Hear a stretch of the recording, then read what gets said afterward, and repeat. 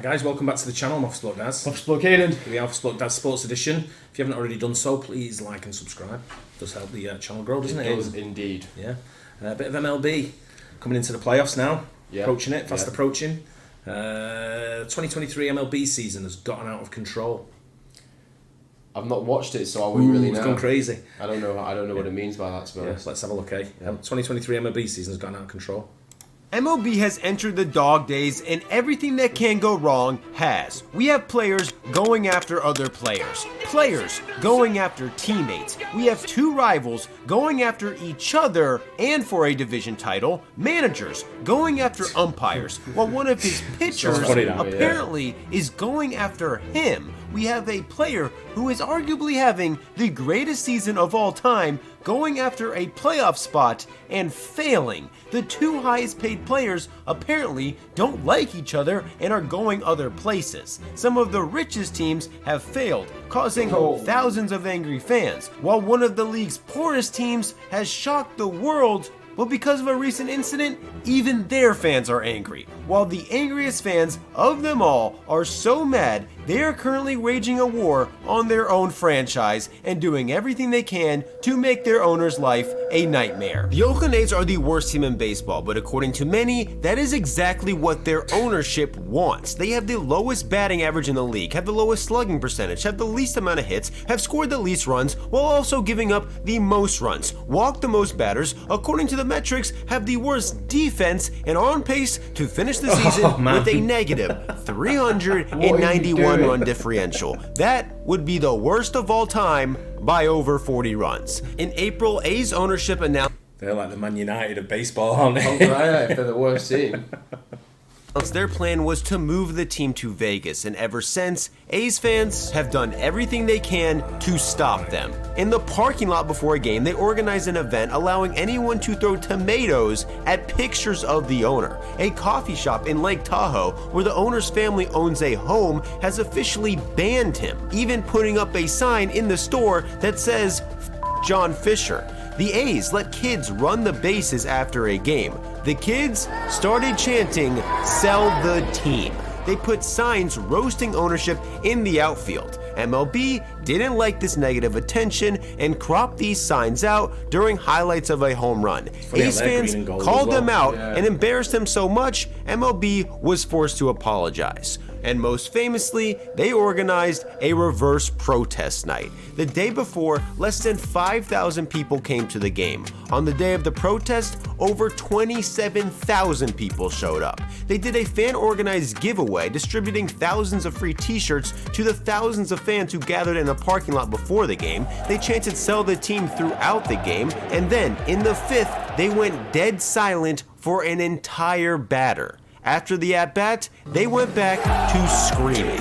At least one fan ran onto the field. After the game, they threw trash on the field. But the A's played amazing and ended up upsetting the Rays, who had the best record in baseball at the time. However, the very next day, the A's announced a bill passed that got public funding for a stadium in Vegas. Since that punch in the face, A's fans have gone even harder. They've taken the protest on the road, chanting "Sell the team" at the All-Star game, chanted it in Colorado, chanted it in Los Angeles, organized a joint protest in San Francisco and chanted it there, and even organized another reverse protest in Oakland. Days before the protest, the A's raised the price of tickets for this game, receiving major backlash, but say this was just their automated system that raised prices due to the higher demand. Either way, 37,000 people came to the game, the most for a game in Oakland all year, and once again, they were chanting that same exact thing in Cincinnati just a year ago. But then, Elly De La Cruz changed everything. Since 2020, nearly all of the Reds' best players were either traded or left in free agency. In 2022, they lost 100 games. Fans were showing up to games with bags on their heads. In April of this season, they set a franchise record low in attendance when only 7,500 fans showed up to a game. On June 6th, they had a 3.4% chance to make the playoffs. That was the day Elly De La Cruz got called up. the crowd looked like this. He immediately hit a double, and the Reds upset the Dodgers on a walk-off by another rookie, Matt McClain. The next day, De La Cruz hit his first homer and a triple where he ran to third faster than any other major leaguer has this year. Later in the game, another rookie, Will Benson, hit a walk-off to shock the Dodgers again. After calling up De La Cruz, the Reds went on a 14-2 tear going into a series against the Braves. 2 months since, setting a franchise record low in attendance, they set a franchise record high in attendance by selling 126,000 tickets over a 3-game series. In that series, Elly De La Cruz hit for the cycle in only his 15th career game, leading an insane comeback against the Braves, extending their winning streak to 12. De La Cruz continued to make history. 2 weeks later, he stole second, then stole third, then stole home, and did it in 2 pitches. Wow. I've never seen anyone steal home base before in their life. Hasn't happened in over 50 years. He made more headlines when he came to the plate with this. This is illegal. The Nationals made a big deal about it and pointed it out to the umpires, who made Elly take the bat knob off. This knob usually has a sensor in it to track swing data, which is technology that is illegal to use in games. But De La Cruz likes the feel of the bat with it on, so he's been taking the sensor out and just using the casing with nothing in it on his bat knob. Since the technology is removed, this actually is legal. The umpires were informed during the game, so the next time he came to the plate, he had it on.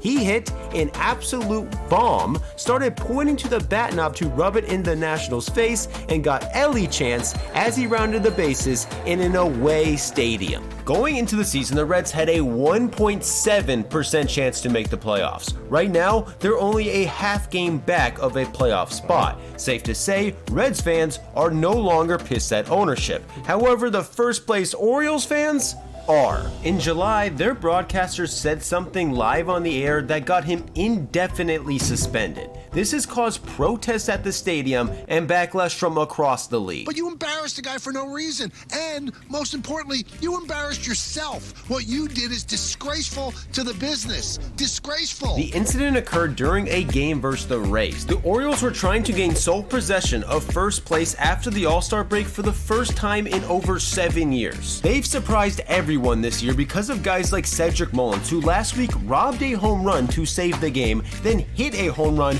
to win the game an inning later. Their young catcher, Adley Rutschman, who hit a ton of bombs in the home run derby batting lefty, then started batting righty and hit even more bombs. The best closer in the league, Felix Bautista, who's striking out 47.8 of the batters he's faced, as well as the splash zone, where fans get sprayed with water every time there's a big moment, the sprinkler, which is done at second every time they hit a double, as well as the dong bong in the dugout for any Orioles player who hits a home run. Right now, liking the Orioles is exciting, but they've been terrible for years, which is why their broadcaster, Kevin Brown, said this. It's been a minute. The Orioles split a 2-gamer with the Rays in June. They had lost their last 15 series here at Tropicana Field. According to reports, Orioles ownership thought that pointing out the Orioles' past struggles was enough to suspend him indefinitely. More information started coming out that claimed that That's like stats. That's what you do. Just stats. You bring up stats about you got to bring previous up games. Exactly. Yeah. That's his job, isn't it? Yeah, but you know, it's different when these teams, when they're winning, they want all the success, but as soon as they start losing and all that, so they don't like it. They want that erased. You can't erase history like that. Orioles ownership had banned announcers from talking about Adam Jones, Manny Machado, Buck Showalter, and more just because they weren't on the team anymore. They weren't allowed to mention how Dean Kramer and Bruce Zimmerman got on the team just because the Orioles had to trade Manny Machado and Kevin Gausman to get them. This became a national story and embarrassment for the Orioles, who announced Kevin Brown would return to the booth, which did not stop Orioles fans from protesting with signs and chanting "Free Kevin Brown" throughout the game. The Orioles started the season with a 1.3% chance to win the division. As of today, they're still winning the division, and as upset as their fans got, it's nothing compared to the Yankees. They're in last, and their season has been a nightmare that keeps getting worse. It started started with multiple strange cheating fiascos, beginning with Domingo Germán, who was caught with a sticky substance but for some reason wasn't ejected. Fast forward a month and Aaron Judge was seen on the broadcast peeking out of the corner of his eye. This caused widespread speculation of sign stealing. The Blue Jays believed the Yankees' first base coach was stepping way out of the coach's box to get a view of the pitcher's grip, saw what pitch he was going to throw, then communicated the pitch type to the batter who peeked out of the corner of their eye. So the next day, when the Blue Jays noticed the Yankees' third base coach was out of the coaching box, they called him out. The Yankees started screaming back, and the Blue Jays manager called somebody a fat boy. The umpire made the third base coach go back into the box, but the very next inning, the Yankees started yelling at the Blue Jays because their coach was out of the box. The umpires had to settle it and made sure all the coaches stayed in the box. Ironically enough, in this very same game, Domingo Germán got caught with a sticky substance again and got ejected. A few days. There's a lot of cheating in baseball, it seems, isn't there? Seems all them Yankee fans will be yelling about the Astros cheating. Gone quiet now. Later, another Yankees pitcher was caught with a sticky substance on his hand, but even with all this hoopla, the Yankees were playing great until this happened. Fernando Tatis Jr. bumped into Anthony Rizzo. He awkwardly shoved Tatis in response and was shaken up, but Rizzo seemed okay and continued to play for 2 months. When the Yankees found out, he had been playing with a concussion this entire time. Rizzo was passing concussion tests, but says he felt dizzy, hungover, and forgetful. He went from being one of the league's best hitters to literally being the worst. Due to a concussion he had no idea he had. Over that 2-month span, the Yankees went from a playoff team to a last place team. Aaron Judge got injured. Giancarlo Stanton got injured. Their big time free agent signing Carlos Rodon was injured until July, came back, pitched bad, got heckled by his own fans, and blew a kiss at them. Less than a month later, he got injured again. Probably the best moment of the season happened in Oakland when Domingo Germán, who had an ERA over 5, threw the 24th perfect game in Major League history.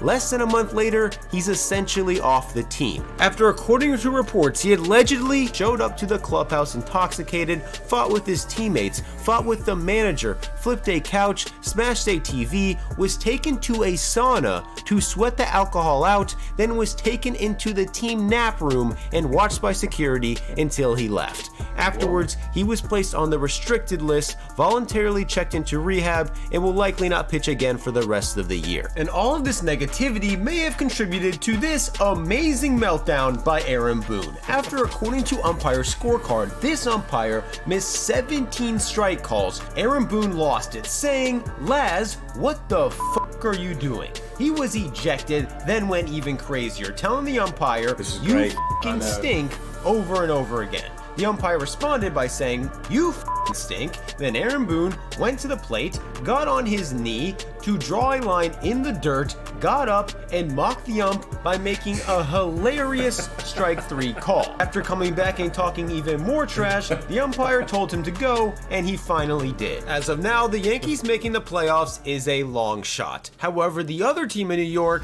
is even worse. The Mets entered the season with the highest payroll in MLB history, 5 times more than the first place Baltimore Orioles. They had the 2 highest paid players of all time on the same team. Justin Verlander and Max Scherzer got paid more than 4 teams' entire rosters. Each of them is making more than the entire Tampa Bay Rays pitching staff Didn't they trade Scherzer to the Astros?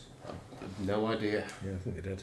Combined. In total, the Mets spent over $100 million just on pitching. According to WAR, they have the 2nd worst pitching staff in the league. They entered the season with a 77% chance to make the playoffs. Today, they have a 0.8% chance. Scherzer and Verlander, however, are in the middle of a playoff race that has already led to 1 final. The Mets shocked many in August by trading their 2 highest paid pitchers for prospects. Shortly after, an anonymous Mets player supposedly told the New York Post that Verlander had a, quote, diva attitude that caused Scherzer and others to have problems with him. However true that is, today, they're literally rivals. Scherzer was sent to Texas. They've finished last 3 out of the last 5 years, but even with Jacob deGrom getting injured, they had the lowest ERA among starters while also scoring the 2nd most runs in the league. They've held first place the entire season. Verlander was sent to Houston,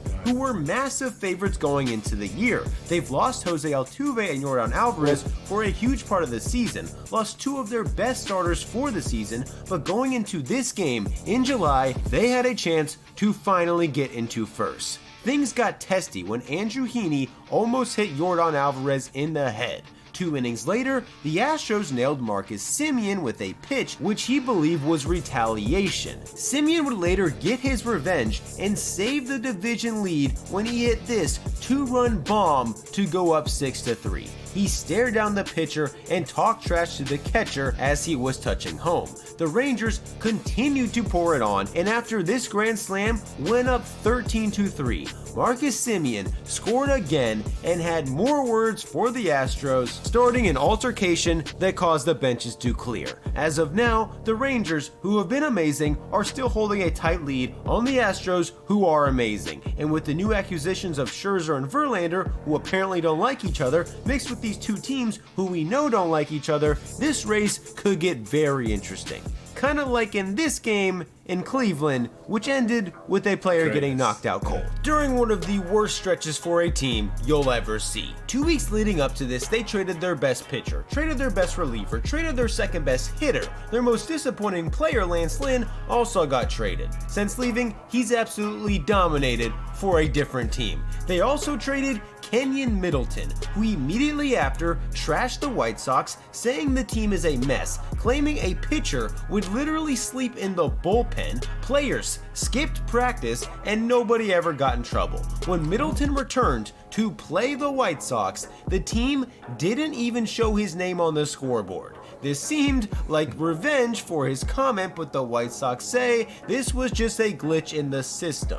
During this span, they also had the notorious Anderson Ramirez face-off, which started the game before on this play where Tim Anderson made a tag that knocked the runner's hand off the base. After review, he was called out. The Guardians thought this was a dirty play by Anderson. Jose Ramirez says Anderson has made dirty tags like this in the past, and apparently also wasn't happy with Anderson for talking trash to his teammate Gabriel Arias. In the 4th, he hit a double and thought his tag was too hard again. Stood up, stuck a finger in his face, he dropped his glove to square off, and Jose Ramirez proceeded to Down goes Anderson! Down goes Anderson! Ramirez has essentially become a Cleveland folk hero for this. Tim Anderson, not so much. The Guardians minor league team did a Jose Ramirez appreciation night where anyone with the name Tim got in for free, but they had to sit down on the lawn. Anderson got suspended 6 games while Ramirez only got 2 because he instigated it, and to make matters even worse, a few days later, another report claims Anderson also got into a fight with teammate Yasmani Grandal, who according to the story, He's the problem, wanted to leave for the All-Star break a day early. Tim Anderson allegedly responded by saying, quote, "F that, if he wants to leave, I'll pay for his flight." Then, Grandal confronted Anderson and slapped him in the face. With these recent events and trades, the White Sox are on the brink of a rebuild despite only a few years ago being considered one of the most talented teams in baseball. The Angels also have that problem. In fact, they've had 2 of the most talented players of all time for 6 years and haven't made the playoffs once. Going into this season, they knew if they don't win this year, Ohtani is almost without a doubt leaving in free agency. Knowing they had to either make the playoffs or lose everything, they went for it. Ohtani started the season as arguably the most dominant pitcher in the league, posting an ERA under 2 while allowing a league-low 102 batting average in April. By the end of May, he had already hit 15 home runs. The Angels were hovering around 500, but in June, he emerged as hands down the best hitter in the game. He led the league in homers, RBIs, on-base percentage, WRC+, slugging percentage. So he's literally the best batsman and pitcher. Yeah, he's best all-rounder, isn't he?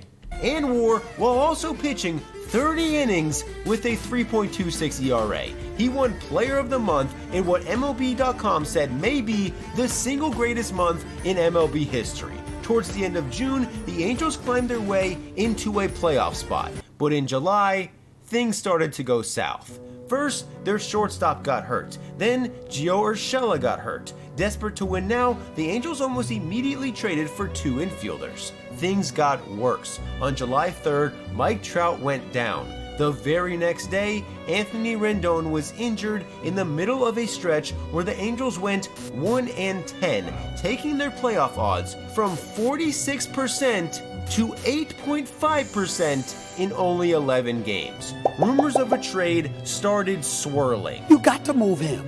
You can't let him walk for nothing. Knowing that Ohtani is almost certainly gone after this year, trading him for prospects seemed like a logical thing to do. And by not trading Shohei Ohtani right now, this could be a 7 to 8 year problem. The entire baseball world debated.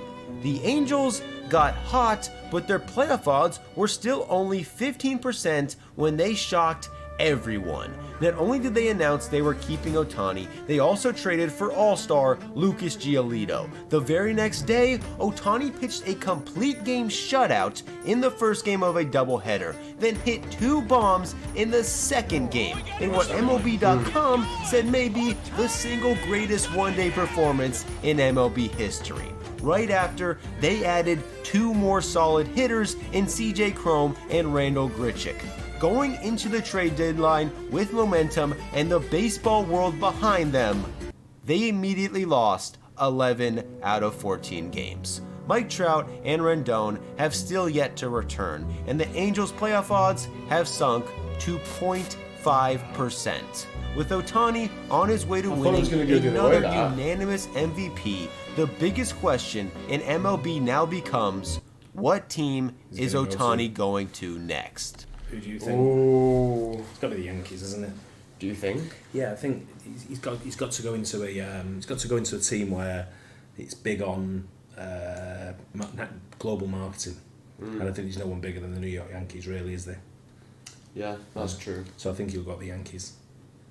That's my take. Fair enough. What do you think? I don't really know, to be honest. You're not massively into I'm not baseball, really. No, are you? I wouldn't really know. Yeah. I'd just say the Blue Jays. Why not? I don't think it'll be the Blue Jays. Yeah, I think it'll either be the. I don't know. I just think it'll be the Yankees. I can't see any other team getting him. But people know baseball a lot better than I do. I'm just sort of like speculating there. But let us know in the comments what you think, where he'll go. Shohei Ohtani. I think the Yankees. We'll see. Yeah, we'll see. So I'll phone Brian Cashman and ask him, see what he says. Yeah. Anyway, I hope you guys enjoyed that. Don't forget to like and subscribe, please. And we'll catch you on the next one. Cheers. Cheers.